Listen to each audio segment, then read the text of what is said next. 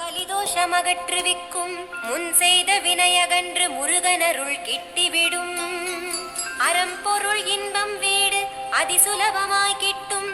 ஆச்சாரம் சீலமுடன் ஆதிநேம நிஷ்டையுடன் கள்ளமிலா உள்ளமுடு கந்த குரு கவசம் தனை சிரத்தா பக்தியுடன் சிவகுமரனை நினைத்து பாராயணம் செய்வீரேல் பார்க்கலாம் கந்தனையும்.